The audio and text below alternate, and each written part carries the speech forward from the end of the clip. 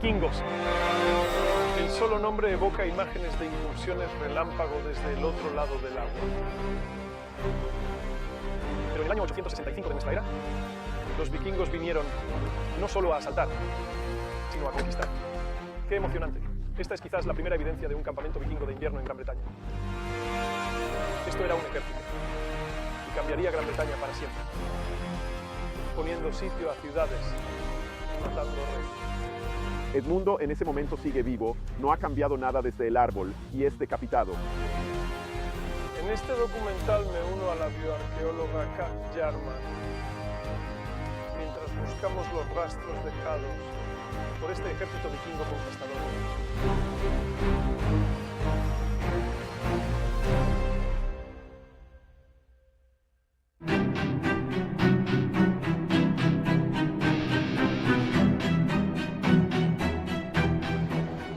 Esta es una de las historias más épicas de la historia de Gran Bretaña. El intento en el siglo IX, por parte de los vikingos de conquistar los reinos de Inglaterra, lo que culminó en la batalla entre el reino de Wessex de Alfredo el Grande y el ejército vikingo. Voy a emprender un viaje por el país con la experta en vikingos, la doctora Kat Jarman, y juntos seguiremos los pasos de lo que los contemporáneos llamaron el Gran Ejército Pagano. Hola Kat Jarman, ¿qué tal? Hola Dan, muy bien, gracias. Bien, esto es emocionante. El mundo vikingo que estamos viendo aquí, ¿es útil pensar en la gente como vikingos? ¿Estamos hablando básicamente de gente de lo que ahora llamamos Escandinavia? Básicamente sí, pero desafortunadamente no tenemos una palabra mucho mejor que usar ahora. Vikingos es realmente lo mejor que tenemos. Hablamos de la gente de Escandinavia que empieza estas incursiones yendo a toda esta región, yendo tan al oeste como Islandia, Groenlandia, América del Norte, atacando Inglaterra y el resto del noroeste de Europa, pero también todo el camino hasta aquí. Así que todo el camino por los ríos de Europa del Este, hasta el Mar Negro y quizás incluso más al este. Así que tenemos gente de aquí asaltando arriba y abajo de la costa. Una molestia definitiva. Pero ¿cuándo cambia eso a algo más amenazante como la conquista? Hacia los 850 descubrimos que no solo hacían incursiones rápidas y se iban, sino que tenemos registros que sugieren que realmente se quedan pasando el invierno. Con los vikingos es difícil separar el mito de la realidad. Las sagas islandesas hablan de un ejército liderado por los hijos de Ragnar. Lothar, ahora famoso por la serie de televisión Vikingos. Estos hijos tenían nombres maravillosos como Ivar el Deshuesado y Bjorn Pies de Hierro. Pero las sagas se escribieron siglos después de los eventos que describen. Son más leyendas que historia. Afortunadamente, hay un documento más fiable. Así que la fuente clave en todo esto es realmente la crónica anglosajona. Y eso narra año tras año las actividades y las incursiones de los vikingos. Así que oímos por primera vez en los 850 que pasaron el invierno. Y luego algo cambia en el 865. Oímos que hay algo llamado un gran ejército apareciendo en Anglia Oriental. Así que ahora estamos muy enfocados aquí en el este de Inglaterra. La geografía cambió mucho desde entonces, pero alguien como King's Lynn o Great Yarmouth aterrizan y luego vienen para quedarse. Así que lo único que realmente sabemos es que están por aquí en East Anglia, no lo sabemos. Lo que tenemos de la crónica anglosajona es el registro de ese año, dice. Y en el mismo año, un gran ejército de incursión llegó a la tierra de los ingleses y tomó cuarteles de invierno en Anglia Oriental, y se les proporcionaron caballos allí e hicieron las paces con ellos. Así que obtienen suministros, caballos, y luego, de alguna manera, lograron convencer esencialmente a los lugareños de que se les permitía quedarse. Puedo imaginarme cómo fue ese proceso de convencimiento.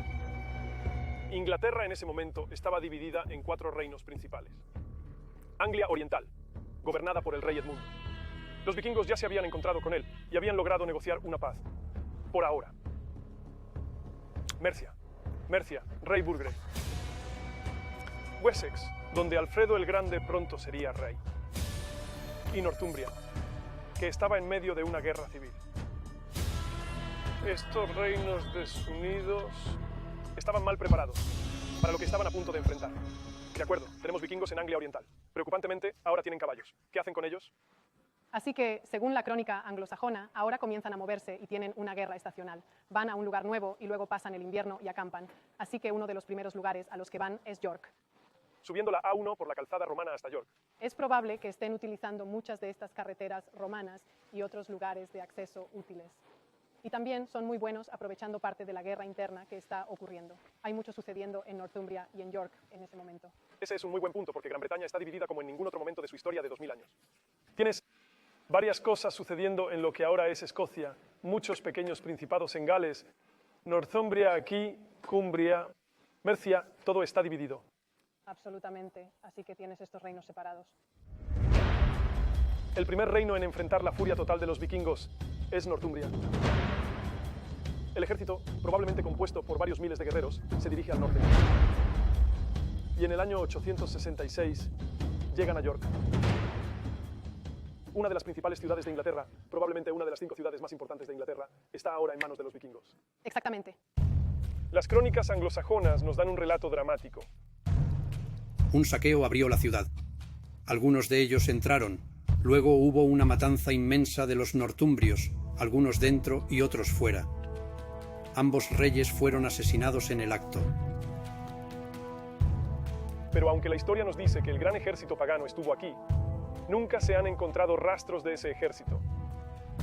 Pero en el 870, los vikingos dejan York y regresan a Anglia Oriental. Y aquí, finalmente podemos seguir el rastro del gran ejército pagano. Amo este sitio. Estamos en Thetford, un pueblo de mercado sin más en Norfolk, pero mira esto, increíble. Esa es una fortificación gigantesca de la Edad del Hierro y normanda. Y lo emocionante es que este podría ser el primer lugar con evidencia documental de un campamento vikingo y algo de arqueología. Vemos por qué. Tienes las fortificaciones de la Edad del Hierro, los terraplenes, tienes un foso normando después, así que la Edad del Hierro. Las tribus pensaron que el espacio era importante.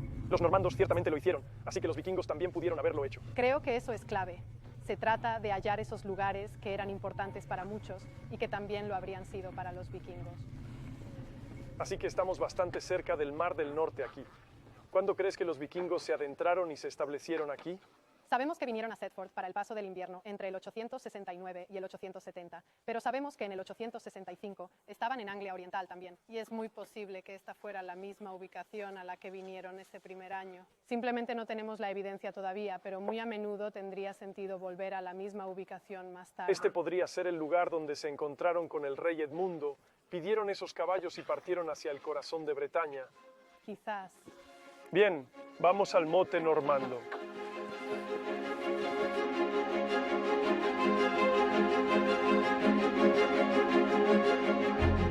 A menudo utilizaban los castros de la Edad del Hierro, los llamados, como estructuras defensivas. Muy posiblemente. Entonces, todo lo que realmente sabemos es por los registros que ciertamente tenían fortificaciones. Y tendría mucho sentido usar algo que ya existía, algo que estaba listo esencialmente, en lugar de hacer eso de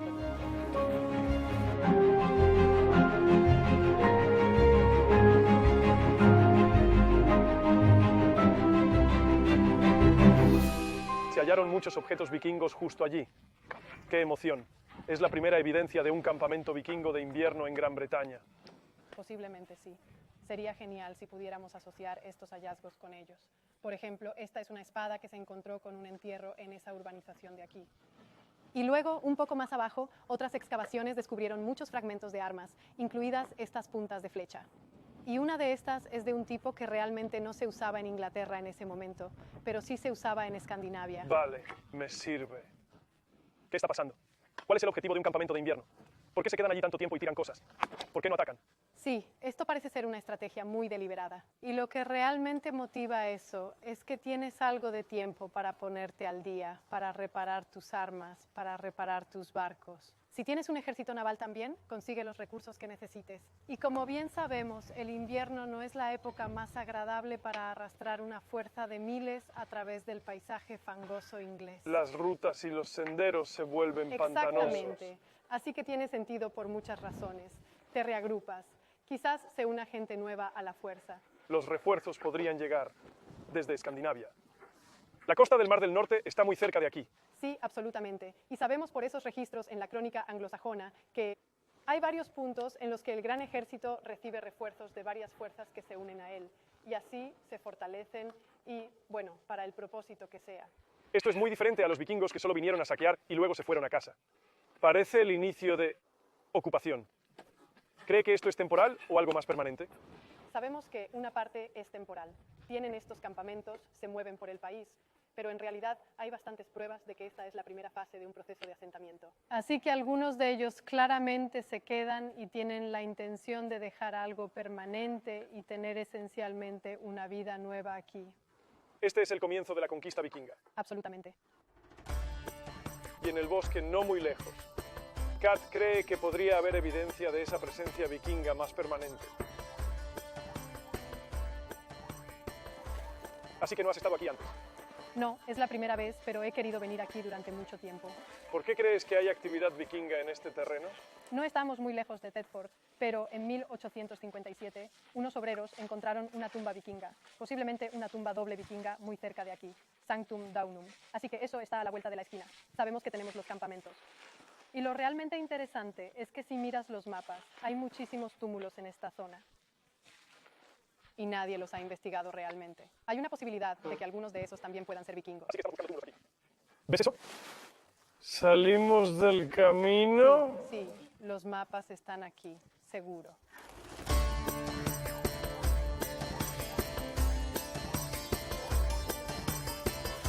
El problema es que es difícil de ver, ¿verdad? Este bosque fue plantado muy recientemente y oculta prácticamente todo.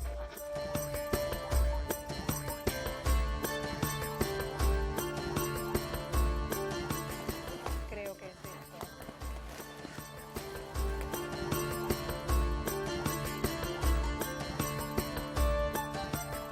Sí, definitivamente parece que esto podría ser un túmulo. Uno grande, de hecho, uno muy grande. Entonces, ¿es esto típico de cómo los vikingos enterraban a sus muertos, sabes, en todo el mundo vikingo? Sí, especialmente en Escandinavia, vemos túmulos funerarios como una de las formas de entierro más comunes. También los tenemos en un número muy selecto de lugares en Inglaterra y en particular justo al lado de uno de los campamentos vikingos más significativos. Entonces, ¿qué significa que todos estos pequeños túmulos que siempre hemos visto en el mapa y notado al pasar podrían ser en realidad túmulos funerarios vikingos? Una de las grandes preguntas, y algo que no hemos resuelto del todo, es cómo estos saqueadores realmente se transformaron en colonos. Sabemos que tenemos, números realmente enormes, decenas de miles de escandinavos asentándose en este país. Pero esa transición, especialmente esas primeras fases, no sabemos mucho sobre ellas. Así que si podemos empezar a entender, empezar a encontrar esas tumbas, empezar a averiguar quiénes eran esas personas y qué hicieron, dónde vivieron, entonces quizás hallemos ese eslabón perdido entre saqueo y asentamiento. Sí, el gran ejército pagano no dejó mucha huella, pero ¿y si se ocultaba a plena vista y solo habíamos pasado por encima de sus tumbas todo el rato? Absolutamente, y creo que vale mucho la pena volver a investigar esos sitios. Saca tu paleta. Pero antes de irnos, hay otro misterio que quiero investigar. ¿Qué pasó con Edmundo, el rey de Anglia Oriental? Para saberlo, hemos llegado a la preciosa ciudad con catedral de Bury St. Edmunds. Bury St. Edmunds lleva el nombre del rey Edmundo que mencionaste que dio caballos al gran ejército pagano. Sí, ese es. Él pactó con el gran ejército cuando llegaron en el 865. Fueron al norte, a York y Northumbria, entraron en Mercia, luego llegamos al 869 y vuelven a Anglia Oriental. Debió de decepcionarse al verlos volver. Su cálculo era que los nortumbrios y mercienses se encargarían de esos paganos. Sí, me lo imagino. Y tampoco sabemos cuáles fueron los términos del acuerdo, así que no sabemos cuál fue ese acuerdo y qué salió mal. Pero cuando regresan, algo se rompe bastante rápido. Sale terriblemente mal y no termina bien para Edmundo en absoluto. Termina luchando contra los vikingos. Sí, tenemos una batalla entre vikingos y Edmundo. Edmundo pierde y muy poco después también pierde la vida. ¿Dónde lo enterraron? Estuvo perdido mucho tiempo, pero ahora creemos saber dónde está. ¿No está en Bury St. Edmunds? Puede ser. Francis Young es historiador y autor que pasó años buscando qué pasó con San Edmundo, estudiando los documentos históricos. Tenemos la crónica anglosajona como fuente más temprana, escrita unos 30 años después. Y la crónica anglosajona dice que los daneses Ganaron la batalla y mataron al rey en ese orden. Lo normal en una fuente así es que dijeran que mataron al rey y ganaron la batalla. Que el rey muera después sugiere que puede ser un evento separado. Luego tenemos una fuente mucho más tardía, de más de un siglo después. Es la pasión de San Edmundo por Abo de Fleury. Y esa es la historia que nos da por primera vez detalles sobre cómo supuestamente murió Edmundo. Que los daneses lo capturan, no en la batalla, sino huyendo de la batalla en un lugar llamado Hegelsdun. No sabemos dónde estaba, pero en algún lugar de su reino, en una finca real. Y en Hegelsdun se desarrolla un debate en el que Edmundo decide que no gobernará como un rey marioneta bajo el yugo de estos paganos, a menos que se conviertan al cristianismo. Cuando luego se niegan a convertirse al cristianismo, cuando lo capturan, él dice, bueno, prefiero morir por Cristo. Y entonces es cuando es golpeado, es encadenado, es atado a un árbol. Los daneses luego lo usan como blanco para sus arqueros. En ese momento, Edmund sigue vivo, está desencadenado del árbol y es decapitado. Y su cabeza, como un acto final de humillación, es lanzada a los matorrales para que sus seguidores no puedan localizarla de nuevo. Los vikingos simplemente dejan el cuerpo de Edmundo. La gente local viene, toma su cuerpo sin cabeza y lo entierra cerca. Pero lo que sucede después, según la hagiografía, el relato del milagro, es que tenemos esta historia extraordinaria sobre cómo sus seguidores, algún tiempo después, buscan entre la maleza tratando de encontrar la cabeza. Y oyen una voz gritando muy claramente, aquí, aquí, aquí, y no saben quién está gritando, así que siguen la voz y encuentran en un claro del bosque un lobo gigantesco sosteniendo entre sus patas la cabeza cercenada del rey que no se ha descompuesto, y tal como estaba al ser decapitado. Y es la cabeza misma la que, según este relato, Dios le ha otorgado el poder milagroso de gritar y señalar su ubicación. Luego llevan la cabeza de vuelta al cuerpo, con el lobo siguiéndolos, que se ha vuelto dócil por otro milagro. Y luego exhuman el cuerpo, unen la cabeza al cuerpo, ambas partes están incorruptas, no se han descompuesto, y cabeza y cuerpo se reúnen milagrosamente, dejando solo una línea roja marcando donde mataron al mártir. Uno de los relatos milagrosos que resurge constantemente con San Edmundo es la idea de que su cuerpo no se descompone, es un cadáver incorrupto. Pronto el rey mártir fue el foco de una comunidad religiosa y construyeron un lugar de culto imponente en su honor, la abadía de San Edmundo.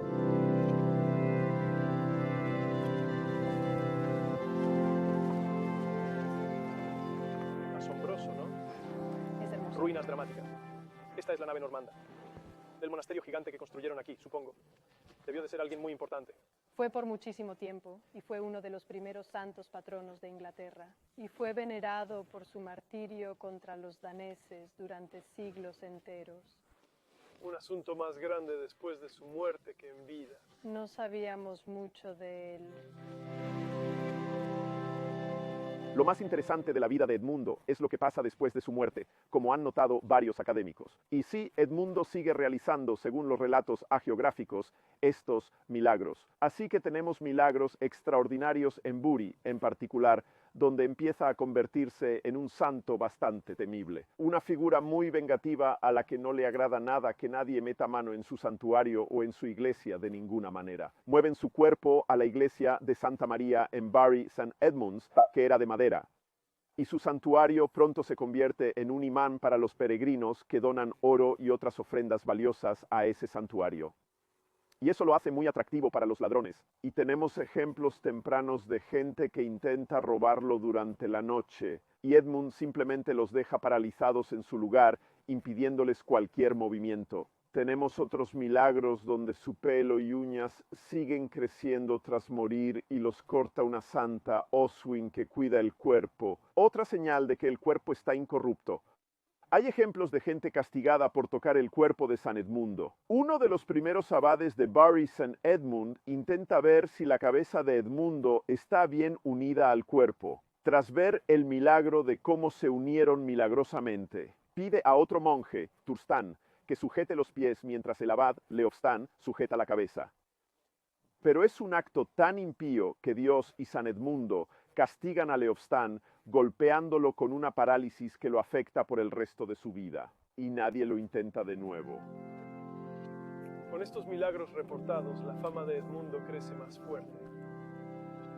Su importancia para todo el país, para toda Inglaterra, en realidad, es parte de la razón por la que todo este sitio creció al tamaño que lo hizo.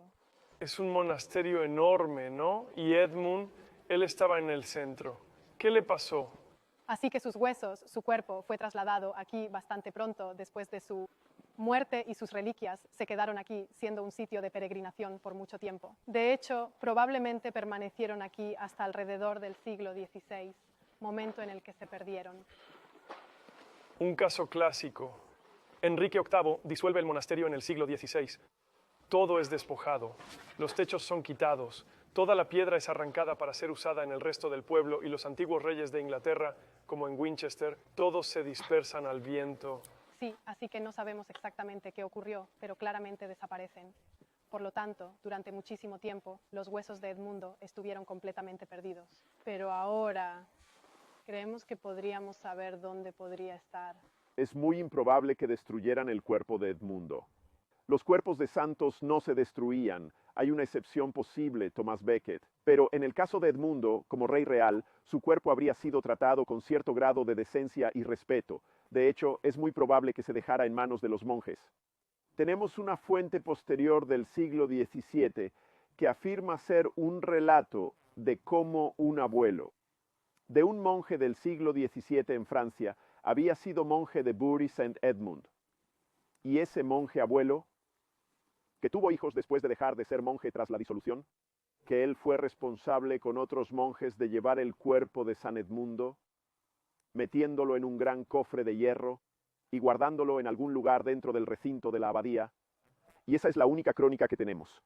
No da más detalles que eso. Así que todo lo que podemos decir es que este relato puede ser fiable. Es el relato más antiguo que tenemos, pero nos da una pista de lo que pudo haber ocurrido.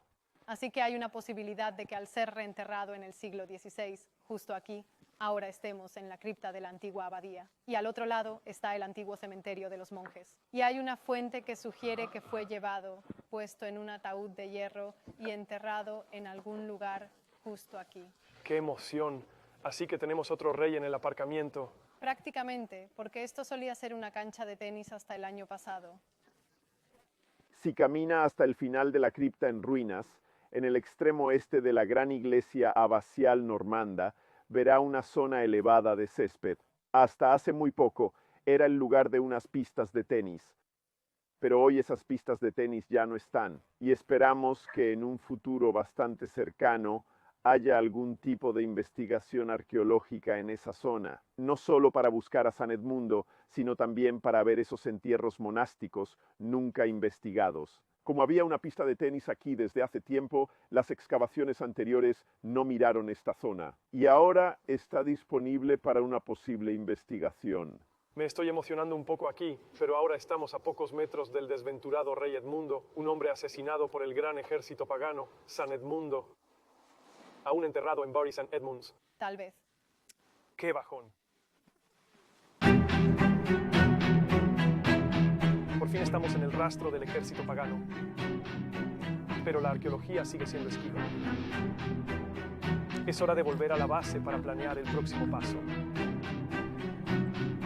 Nos damos cuenta de que es difícil encontrar las huellas arqueológicas, las físicas de este gran ejército pagano. Es tentador, ¿no? Tienes pequeños fragmentos de información.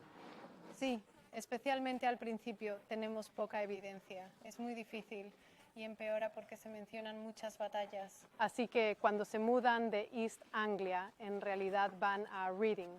Y ese año hay muchísimas batallas. Hay como 7, 8 o 9 batallas diferentes. Pero no hemos encontrado ninguna de ellas. Así que no sabemos dónde estaban, aunque la crónica anglosajona explica que mueren miles. Aún no lo sabemos. Campos llenos de muerte. Imagino que son difíciles de encontrar. A veces la acción dura solo minutos, quizás un par de horas. Pero los campamentos de invierno dejan más cosas allí, hacen más movimiento de tierras. Debe ser más fácil. Sí, al principio, la búsqueda de estos campamentos se centró en fortificaciones. La crónica anglosajona menciona que tienen fortificaciones, grandes terraplenes que deberías poder ver, ¿verdad? Esa fue gran parte de la búsqueda inicial. Pero más recientemente, nuevos métodos han demostrado que hay diferentes formas. No siempre construían terraplenes. Y de hecho, exactamente lo que usted dice, que los objetos que se dejan caer, la basura aleatoria que dejan atrás, es una de las formas clave en que hemos podido encontrarlos. Un sitio clave es su siguiente parada tras Reading. Es Torksey en Lincolnshire. Si intentamos encontrarlo, justo por aquí. Hay una curva en el río. Sí, es muy ancho en este punto. Es realmente sencillo descender desde el Humber utilizando una embarcación. Y lo que sucedió aquí fue que muy recientemente se descubrieron muchos hallazgos de detectores de metales justo en estos campos, cerca de la curva del río. Y de hecho, más tarde, el trabajo arqueológico demostró que en ese momento esto era una isla, así que la tendencia era realmente mucha más agua, mucho más alta. Así que era un lugar verdaderamente aislado. Probablemente no requerían las fortificaciones, no necesitaban los terraplenes. Estaba defendido de forma natural. Lugar ideal para el invierno. Sin duda. Y la clave realmente allí fue comprender el tipo de hallazgos que eran esencialmente una especie de firma o huella dactilar del gran ejército, las cosas que dejaron atrás. Algo invaluable en la búsqueda de vikingos es el plan de antigüedades portátiles. Con este plan, los detectores de metales reportan objetos encontrados. Con más de 1,5 millones de hallazgos, los arqueólogos buscan patrones que se perderían. Uno de los objetos clave son estas cositas aquí. Estos son de otro sitio. Son pequeñas piezas de juego. Es una pieza de juego vikinga, como una de ajedrez. Sí, como un damero o algo así. Las encontraron en cantidades enormes. Torksey, junto con varios otros tipos de artefactos que sabemos que son muy característicos de los vikingos. Así que son cosas como pesas de sistemas de comercio y pesaje también. Trabajos arqueológicos posteriores han mostrado clavos de barco allí. Así que todo esto ahora se ha convertido esencialmente en una especie de huella dactilar, por así decirlo, para buscar al gran ejército.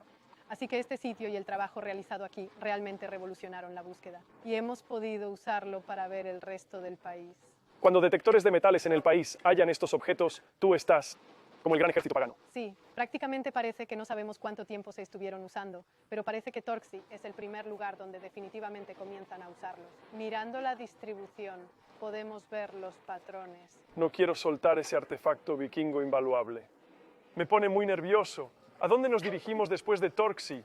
¿A dónde va el gran ejército pagano ahora? ¿Sigue el río Tren hacia el corazón de Inglaterra? Absolutamente. Ahora hacen las paces con los mercienses. Miramos Mercia, el reino de Mercia. Y parece que después de este punto están buscando la joya de la corona del reino de Mercia, que es el emplazamiento de Repton. La joya de la corona suena a visita obligada. De vuelta en el camino hacia Repton, en Derbyshire.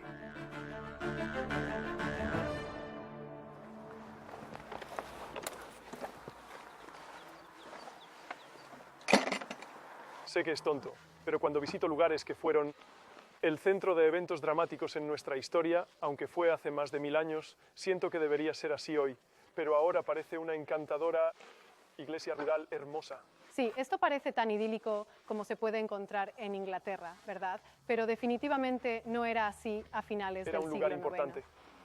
Los vikingos obviamente tuvieron un gran impacto aquí, pero fue un lugar importante mucho antes de que llegaran. De hecho, eso es lo que estaban haciendo aquí, supongo. Sí, claro. Incluso antes de la era vikinga, este fue uno de los sitios más significativos, en verdad, del reino de Mercia. Esto era de importancia real, eclesiástica, religiosa. Había un monasterio muy rico aquí, que data probablemente desde el siglo VII. ¿Queda algo de esa tela o fue toda destrozada por los vikingos? Así que sabemos con certeza que una parte fue destruida por los vikingos, pero queda una sección, aunque la cripta en la mayoría de las iglesias es muy moderna. Eres la única persona que conozco que se refiere al siglo XIV como muy moderno. Sí, bueno, para mí, cualquier cosa después del cambio de milenio es bastante moderna. ¿Qué milenio?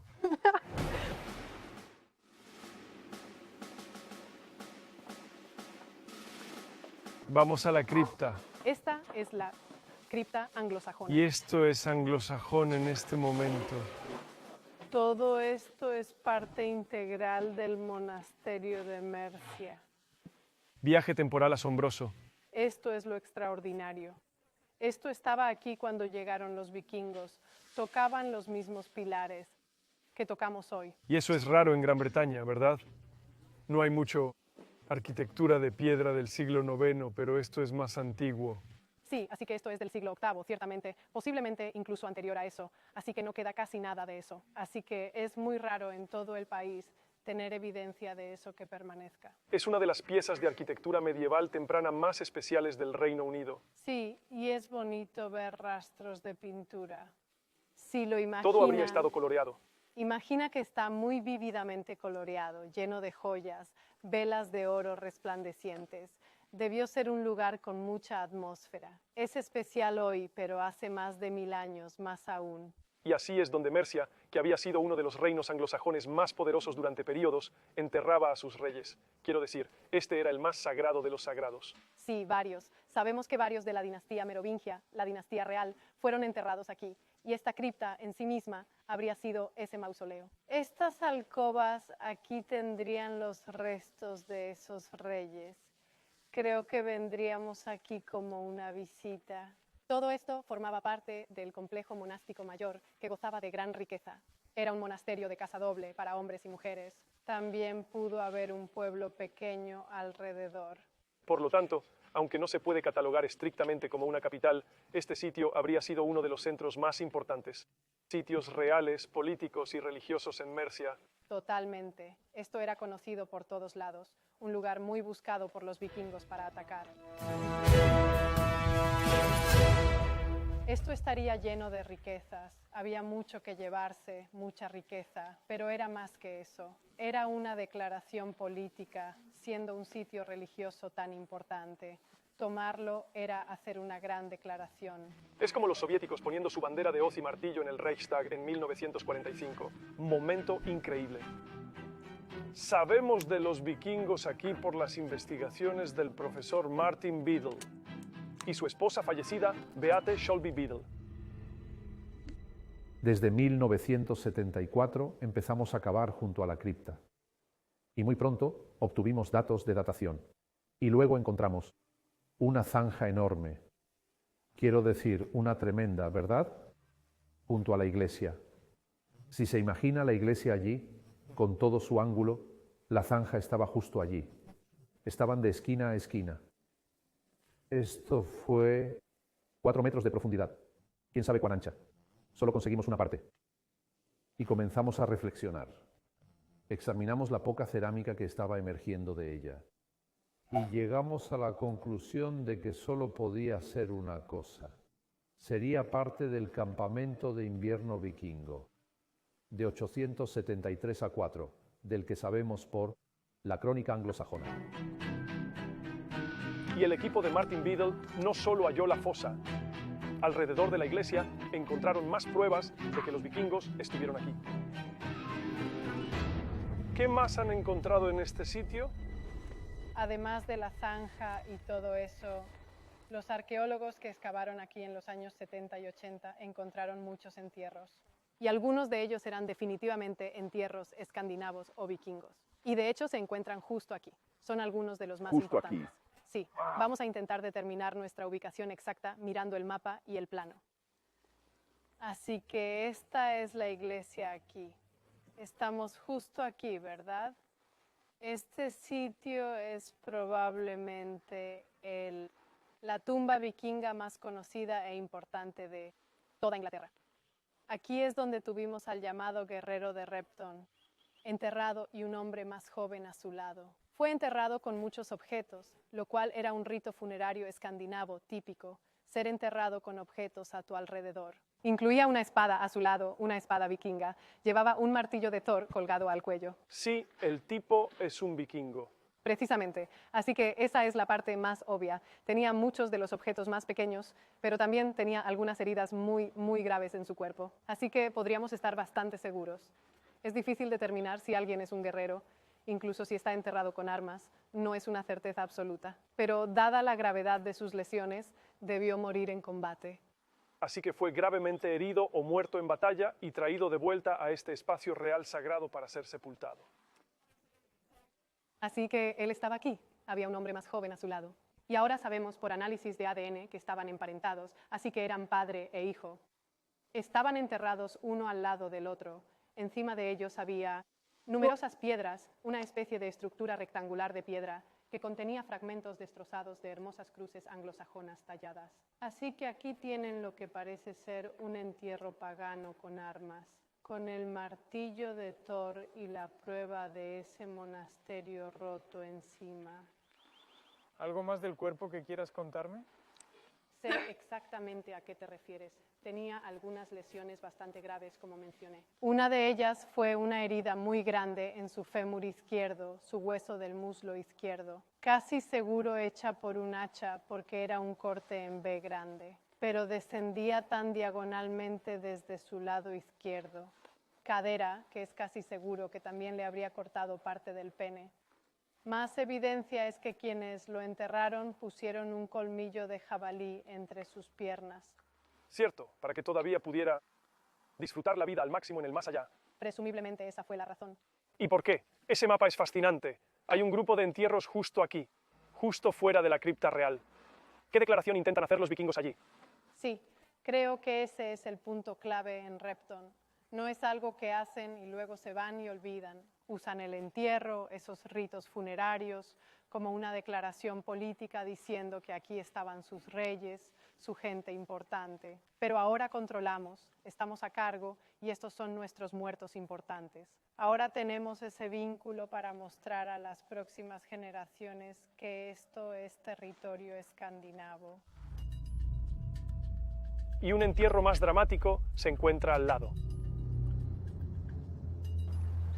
Hemos llegado al jardín del vicario, justo al lado de la iglesia. ¿Hay más pruebas aquí? Sí, este es otro de esos lugares. De hecho, si vamos por aquí, donde se hizo uno de esos hallazgos en los años 80, en los 80 había un túmulo aquí y ese montículo se conocía desde hace mucho. De hecho, lo excavaron anticuarios. Anticuarios molestos. Absolutamente cavaron agujeros en él. Y de hecho, existe un registro que se remonta a principios del siglo XVII en el que alguien había sido solicitado por la dueña de la casa señorial. Hay una mansión detrás de nosotros que investigara los montículos en el jardín. Y este trabajador había cavado en él y había encontrado este enorme depósito de huesos. Había un esqueleto central de 9 pies de altura, rodeado por los cuerpos de 100 esqueletos humanos, aparentemente. Pero la señora de la casa se horrorizó y ordenó cubrirlo todo. Así que en los 80 excavaron el montículo y encontraron el depósito de huesos. Estaba dentro de un edificio. Así que estaba dentro de un edificio de piedra de 2 celdas, que a su vez era parte de ese mismo monasterio, del mismo periodo que la cripta, justo donde estamos parados ahora. Estaba lleno de huesos. Era un compartimento lleno de huesos. Identificaron casi 300 personas apiñadas allí. ¿Sabemos que es de la era vikinga? Hay pistas en los huesos. Sabemos que eran depósitos secundarios. Eran huesos enterrados antes, luego movidos y colocados aquí como esqueletos. Entre los huesos había artefactos, armas vikingas y monedas de los 870. Ese invierno, el ejército vikingo estuvo en Repton. Buena prueba, ¿no? Sí, es buena evidencia. Son cuerpos de gente que murió en la campaña, los guardaron y enterraron juntos. Esta es una de las grandes preguntas, y creo que eso es lo más probable, porque habríamos tenido cientos, quizás miles de personas muriendo en esas campañas en batalla o por otras razones. Es probable que les dieran un entierro temporal en algún lugar del sitio. Pero cuando llegaron aquí a Repton, sabemos que se apoderaron de todo el territorio. Fue algo a largo plazo. Creo que es probable que volvieran, encontraran restos y les dieran un entierro comunal aquí, donde puedan decir, aquí nos asentamos, aquí nos quedaremos. Mientras intenta comprender más sobre el ejército vikingo, Kat ha estado investigando lo que la ciencia moderna puede revelar a partir de los esqueletos. Estos son cráneos del osario, el entierro masivo en Repton. Estos son algunos de los individuos hallados. Y dado que estos se encontraron en los años 80, tantas técnicas científicas diferentes se han desarrollado. ¿Qué nos dicen ahora de estos esqueletos? Así podemos saber mucho más. Al inicio, solo podían mirar la forma del cráneo para saber si eran hombre o mujer y su edad, así que descubrieron que eran mayoritariamente hombres, aunque hay algunas mujeres en el grupo. La mayoría eran muy jóvenes, entre 18 y 45 años, sin ancianos ni niños. Pero eso era todo. Y también había confusión sobre las fechas, porque parecían datar de mucho antes de la era vikinga, en realidad, cuando se dataron por radiocarbono. Así que eso parecía ser una especie de anomalía.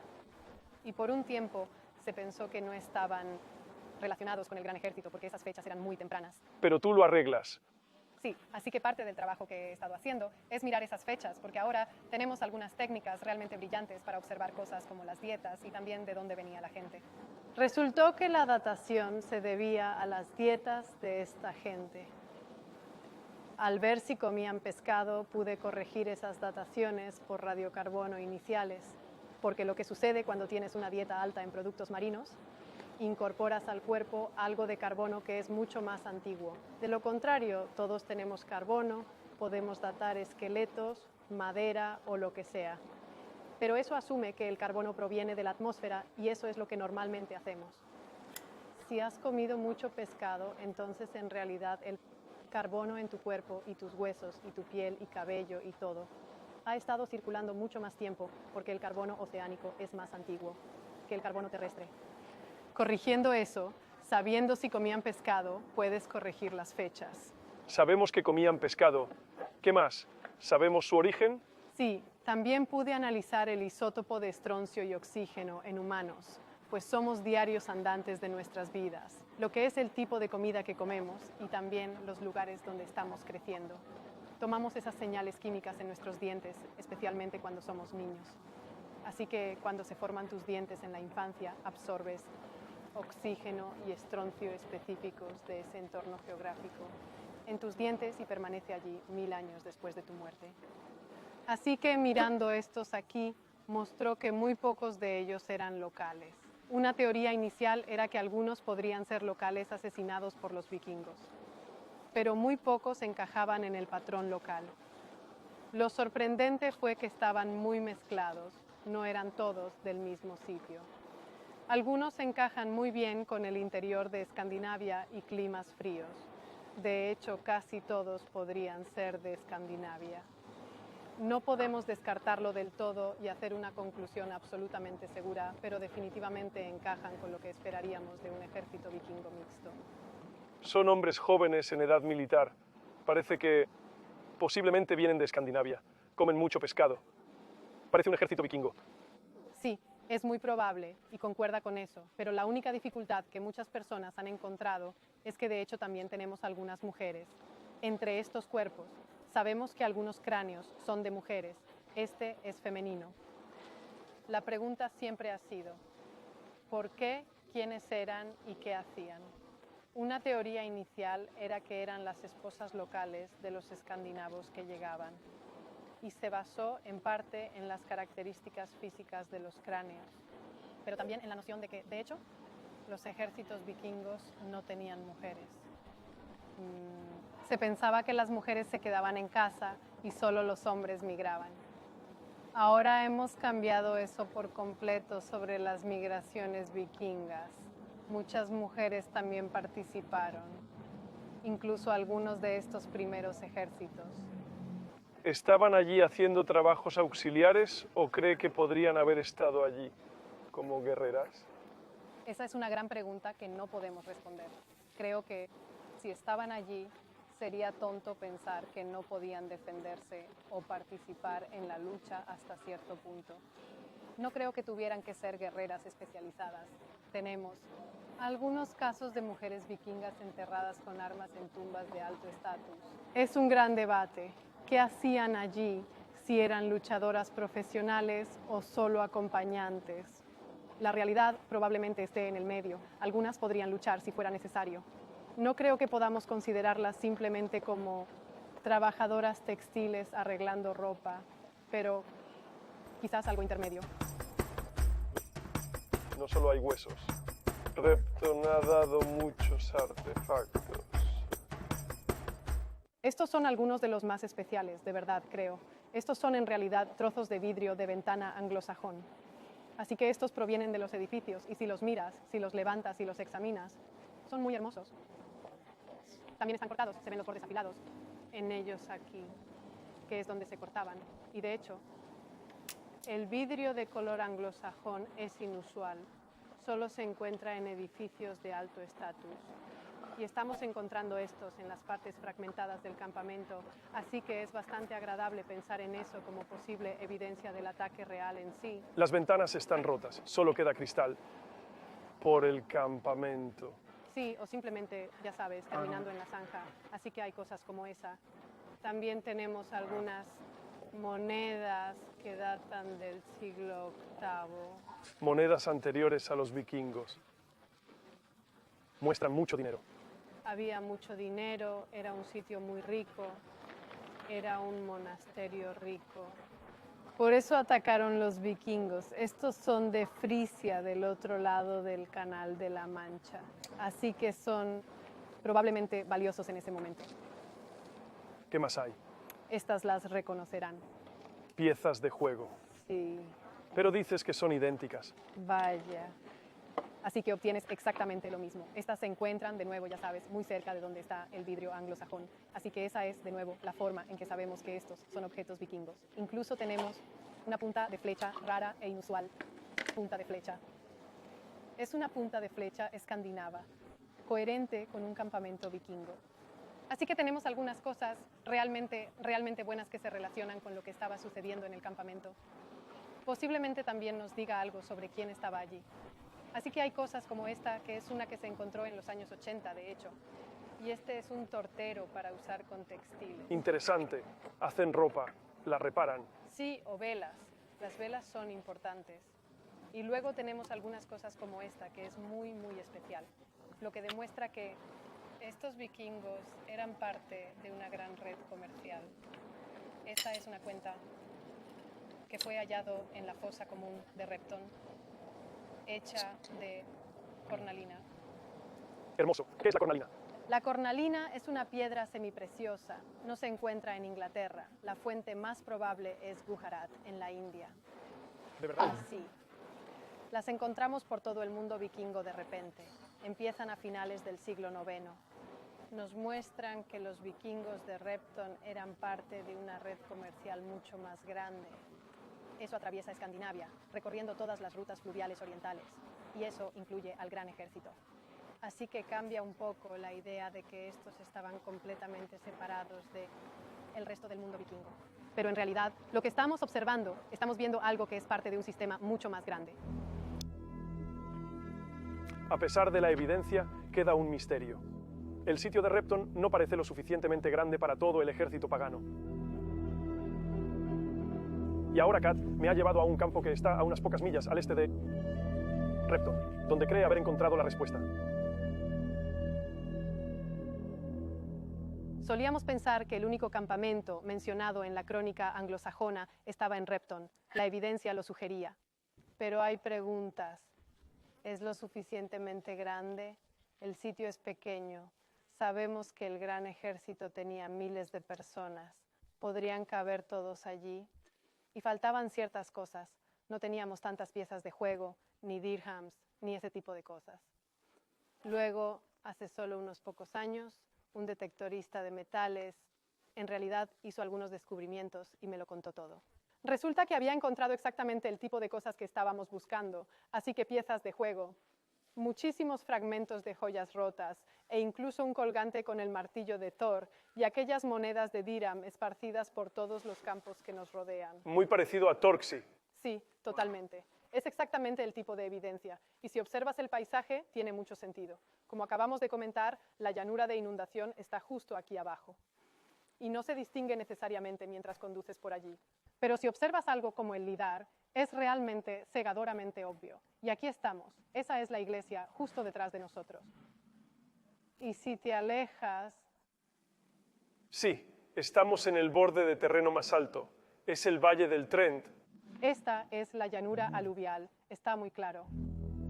Este es un modelo tridimensional de LiDAR creado al escanear un láser sobre el suelo. Permite ver el paisaje actual, sino pistas de cómo era el paisaje antes. Por ejemplo, se puede ver el trazado del río que solía pasar justo al lado de la iglesia de Repton, lo que explica la ubicación del campamento vikingo allí. Se ve el río viniendo. Ese es el río hoy, apenas se ve. Tienes esta pendiente pronunciada, casi un escarpe justo detrás. Y luego, a medida que avanzas, empieza a aplanarse. Y por eso tiene sentido que haya un campamento vikingo en un lugar como este, porque aquí es donde se pueden varar los barcos y tener esencialmente algo parecido a una playa. Esto debió de estar tan lleno de gente. Tienes barcas sacadas del río, probablemente tiendas de campaña. No creemos que tuvieran edificios ni estructuras en estos campamentos. Pensamos que son muy, muy temporales. No hay nada en geofísica sin evidencia de edificios. Así que habría tiendas, animales, caballos, quizás incluso ganado en algunos de estos lugares, básicamente comida, y estaría simplemente abarrotado. Un poco como si alguien lo comparara con un festival, como un festival de música que aparece y luego desaparece de nuevo. En el 873, el paisaje era como un Glastonbury vikingo, con miles de guerreros acampados en invierno.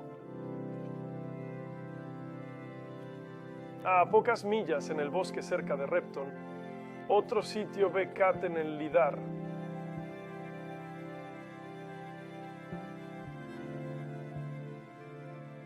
Sí, son los bosques. Este es el camino que subimos. Los bosques son muy recientes. Eso no estaba ahí cientos de años. Sí, algo por el estilo. Pero si miras, si te acercas, sí, ese pequeño grupo. Así que cada túmulo es un entierro escandinavo. Y hay algunos otros dispersos por ahí también. 59 identificados en total aquí. Y es interesante porque si miras esto también, puedes ver que este es el terreno más alto por mucho, este color rojo. Es probable que estos fueran vistos desde el río, que está justo abajo. Se puede ver cómo desciende.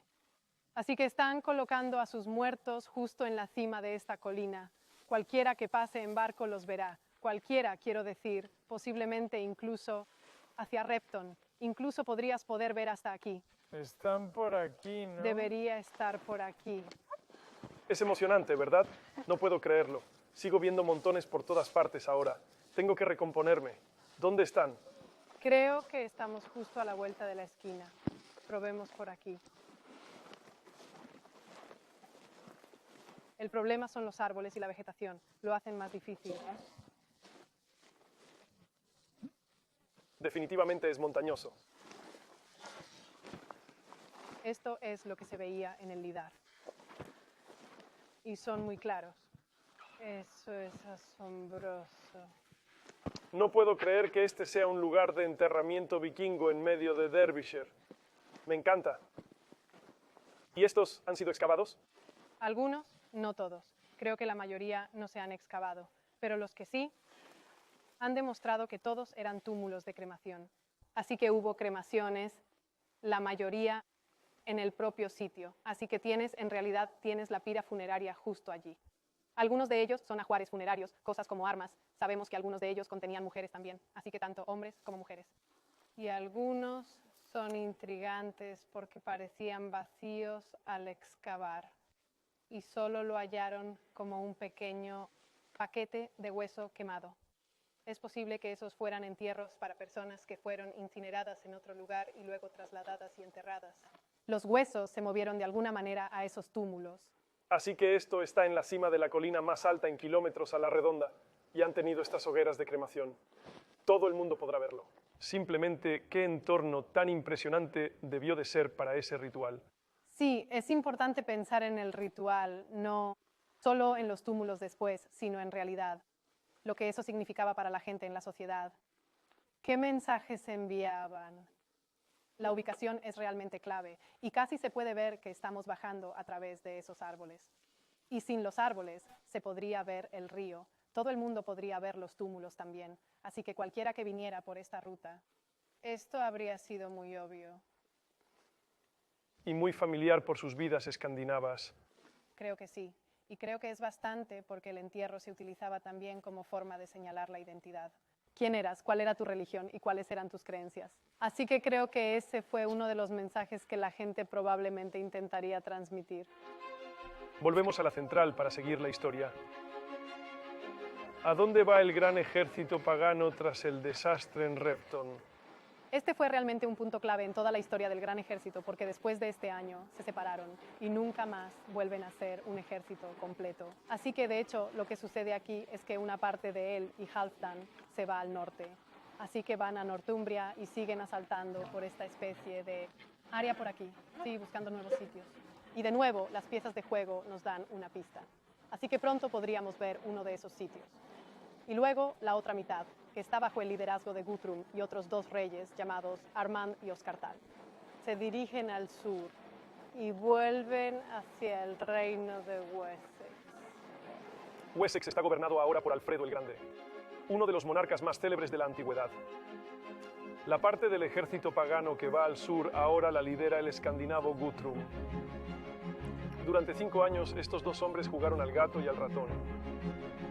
Hasta el año 878, cuando el futuro de Inglaterra pendería de un hilo.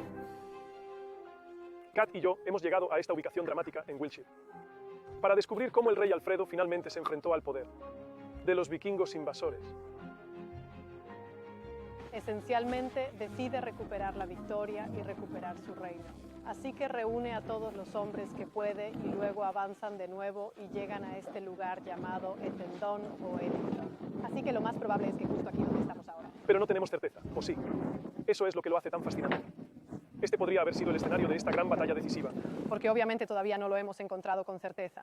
No hay evidencia de dónde está. La gente ha estado proponiendo todo tipo de sugerencias. Hay bastantes lugares llamados Edington también, lo cual no ayuda mucho. Y no hay nada en los registros que hable de la geografía como tal. Entonces la pregunta es, ¿dónde en el paisaje, dónde tendría sentido una batalla? Una vez más, no obtenemos ninguna pista a partir de los documentos. Pero, ¿qué hay de tu ojo arqueológico? ¿Hay algún montículo o elevación por aquí? ¿Algo que hayas notado que creas que podría estar conectado con la batalla? Así que hay mucho sucediendo en este paisaje. Ha sido a lo largo de un largo periodo de tiempo. Hay bastantes monumentos prehistóricos, incluso hay montículos por aquí que se parecerían mucho a esos túmulos funerarios. Si Kat está en lo cierto, esta es la ubicación de uno de los momentos más cruciales de la historia británica. Batalla de Edington, descrita brevemente en las crónicas anglosajonas.